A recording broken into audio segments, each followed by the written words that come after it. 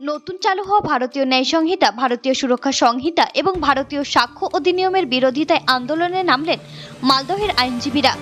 মালদা বার অ্যাসোসিয়েশনের উদ্যোগে আজ প্রতিবাদ মিছিল হলো আদালত চত্বরে। নতুন এই আইন সংহিতা চালু হয় বিচার প্রার্থী ও সাধারণের মধ্যে বিভ্রান্তি বাড়বে বলে দাবি আইনজীবীদের। একই সঙ্গে একে জনবিরোধী বলেও দাবি করেছেন আইনজীবীরা। এদিন প্রতিবাদ মিছিলে পা মেলান শতাধিক আইনজীবী।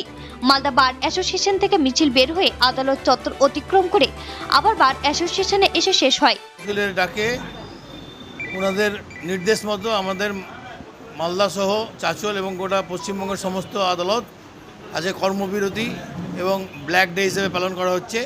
কারণ যে তিনটি নতুন আইন এখানে প্রয়োগ করা হয়েছে ভারতে, সেটা জনহিতকর নয়, জনবিরোধী বলেই আমরা ধারণা করেছি। সেই কারণে আমাদের আজকে এই মানে স্ট্রাইক বা অ্যাবস্টেন ফ্রম জুডিশিয়াল ওয়ার্ক। মালদার চাঁচল বার মিলে কত অ্যাডভোকেট আছে টোটাল? মালদা এবং চাঁচল বার মিলে নিয়ার অ্যাবাউট মালদায় হচ্ছে 1600 আর ওইখানে ধর আজকে 17টা নিয়ে আসলাম new lawyer.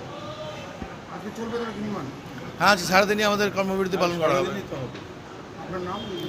Suvendu Narayan Chowdhury, secretary, Malda bar association.